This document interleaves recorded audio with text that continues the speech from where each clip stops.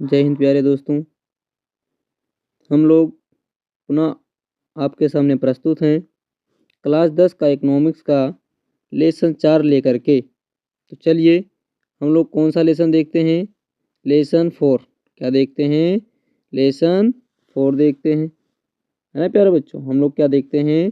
Class 10 का lesson 4। कौन सा? लेसन 4 इकोनॉमिक्स का। चलिए, तो इसमें आप देखेंगे वैश्वीकरण, निजीकरण, है ना, ये सारी चीज़ें हम देखते हैं। तो चलिए पढ़ते हैं। सबसे पहला हमारा शब्द क्या है? वैश्वीकरण। क्या है? वैश्वीकरण। सर हमें क्या देखना है? वैश्वीकरण देखना है। तो वैश्वीकरण है क्या? विभिन्न देशों के मध्य परस्पर संबंध और तीव्र एकीकरण की प्रक्रिया को वैश्वीकरण के नाम से जाना जाता है। एकीकरण का मतलब है कि जो क्या है, लगभग सभी देश आपस में क्या है, किसी न किसी रूप में जुड़े हुए हैं। तो इसी को क्या कहा जाता है? वैश्वीकरण कहा जाता है। फिर हमारा आता है उदारीकरण।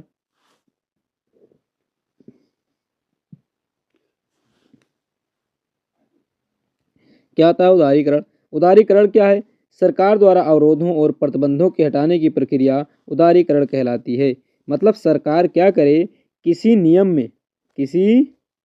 नियम व कानून में थोड़ा क्या कर दे, जो अवरोध आ रहे हैं या नियम जो हैं उसमें थोड़ी कमी कर दे, कि आने वाली विभिन्न प्रकार की कंपनियां या विभिन्न प्रकार के नियम थोड़ा कंपनियों के लिए क्या हो, आसान हो। उसी को क्या कहते हैं? उदारीकरण कहते हैं। तो हम आशा करते हैं वैश्वीकरण और उदारीकरण समझ में आ गया होगा। फिर आता है निजीकरण। क्या आता है? निजीकरण प्यारे बच्चों। क्या आता है? निजीकरण आता है। अब निजीकरण है क्या प्यारे बच्चों? तो कह रहा है निजीकरण सार्वजनिक क्षेत्रों की कंपनियों को त्रिड़ाबद्ध तरीके से निजी क्षेत्रों में बेचना निजीकरण कहलाता है। मतलब अभी तक जो सरकारी चीज़ें थी, क्या थी? सरकारी चीज़ें थी, अब वो क्या हो जाएं? प्राइवेट हो जाएं। क्या हो जाएं? प्राइवेट, निजी हाथों में चली जाएं। मतलब सरकार क्या करे, अपनी संपत्ति को निजी के हाथों में बेचते हुए क्या कहलाता है? निजीकरण कहलाता है। क्या कहलाता है? निजीकरण। अब एक शब्द और आएगा इस पाठ में जिसे कहते हैं बहुराष्ट्रीय कंपनियां। क्या कहते हैं प्यारे बच्चों? बहुराष्ट्रीय कंपनियां। तो एक ऐसी कंपनी जो क्या हो, केवल एक ही देश में ना हो करके एक से अधिक देशों के उत्पादन क्या करती हो, उत्पादन पर नियंत्रण व स्वामित्व रखती हो। जैसे हमारे यहाँ की रिलायंस हो गई। क्या हो गई? रिलायंस कंपनी हो गई। ये बहुराष्ट्रीय कंपनी है। मतलब इनकी जो शाखाएं हैं वो केवल भारत में न होकर के अन्य कई देशों में फैली हुई है। तो इन्हें क्या कहते हैं? बहुराष्ट्रीय कंपनियां। मतलब जिनका कार्यभार केवल एक ही देश में न चलता हो, कई अन्य देशों में भी चलता हो, उसी को क्या कहते हैं? बहुराष्ट्रीय कंपनियां कहते हैं। चलिए आगे देखते हैं। कह रहा है बहुराष्ट्रीय कंपनियों से किसी देश को क्या लाभ होता है? बहुराष्ट्रीय कंपनियों से लाभ क्या होता है? चलिए देखते हैं प्यारे बच्चों। कह रहा है विभिन्न देशों में उत्पादन का विस्तार होने से बहुराष्ट्रीय कंपनियों को सस्ती कीमतों पर सर्वोत्तम गुणवत्ता वाले संसाधन प्राप्त होते हैं। जब कंपनियां बहुराष्ट्रीय बन जाती हैं तो आप जानते हैं कि किसी देश में मान लीजिए ज़्यादा लागत लग रही है तो किसी देश में कम लगेगा। तो वही सारी घटनाएं क्या होती हैं? बहुराष्ट्रीय कंपनियों से लाभ होते हैं, जिससे उनका लाभ अत्यधिक बढ़ जाता है। जैसे हमारे यहाँ कीमत क्या है, मान लीजिए किसी वस्तु की ज़्यादा है तो वहीं कहीं और कम हो जाएगी। इसको ऐसे समझ सकते हैं, जैसे अगर हमारे यहाँ की क्या है, खिलौना है, वो चीन की तुलना में महंगा पड़ता है ना। हमारे यहाँ जो खिलौने 25 रुपये के भी बनते हैं, लागत मूल्य 20 या 25 लगता है, वही खिलौने ये चाइना क्या करता है, 5 से या 10 से 15 रुपये में मार्केट में उतार देता है। तो ये सारे लाभ हैं, ये सारे क्या हैं? लाभ हैं। चलिए आगे देखते हैं।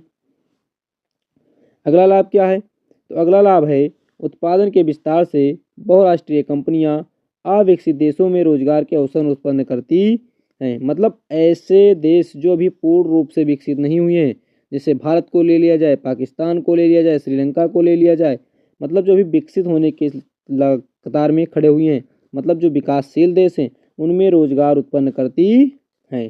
कौन सी कंपनियां? बहुराष्ट्रीय कंपनियां। चलिए प्यारे बच्चों और देखते हैं।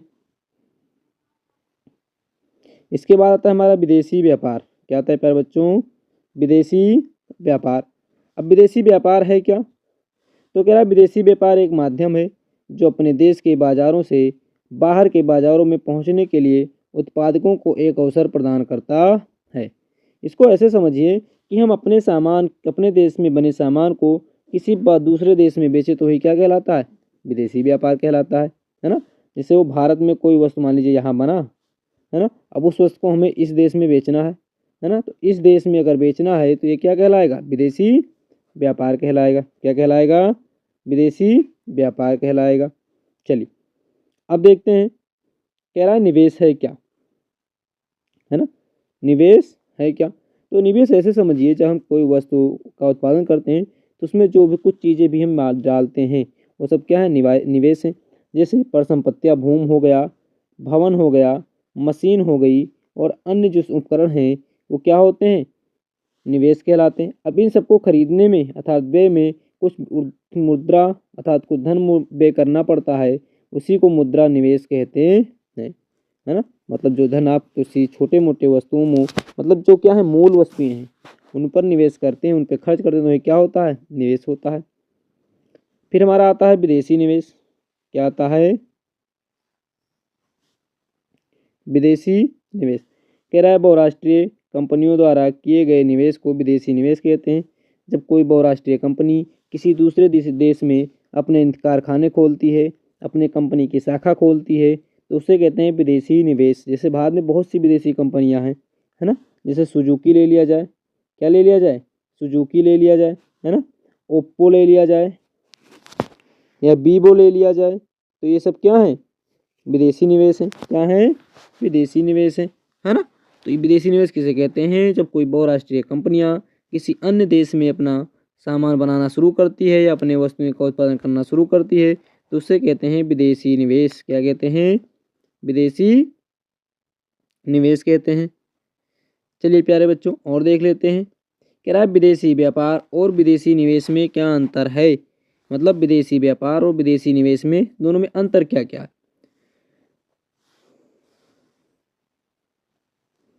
तो हमसे कह रहा है विदेशों से वस्तुओं को खरीदने और बेचने को विदेशी व्यापार कहते हैं। जब हम विदेशों से मतलब दूसरे देशों से कोई वस्तु खरीदते हैं अथवा कोई वस्तु बेचते हैं, जिसे हम एक्सपोर्ट और इंपोर्ट कहते हैं। मतलब आयात और निर्यात। याद रखेंगे बच्चों, आयात का मतलब होता है खरीदना और निर्यात का मतलब क्या होता है? बेचना। जब हम किसी वस्तु का विदेशों से आयात और निर्यात करते हैं तो उसे कहते हैं विदेशी व्यापार। क्या कहते हैं? विदेशी व्यापार। फिर विदेशी व्यापार के अंतर्गत आयात और निर्यात की दोनों प्रक्रियाएं शामिल होती हैं, जो भी आपने आपको ऊपर बताया। और यह क्या करता है? उत्पादन के लिए अवसर प्रदान करता है। जब आप वस्तुओं को खरीदते हैं अथवा बेचते हैं तो क्या करता है? उत्पादन के लिए अवसर प्रदान करता है। फिर हमारा आता है विदेशी निवेश। क्या आता है बच्चों? विदेशी निवेश। कह रहा अधिक लाभ कमाने के उद्देश्य से जब बहुराष्ट्रीय कंपनियां मेजबान देश में धन से उत्पादन इकाई की स्थापना करती हैं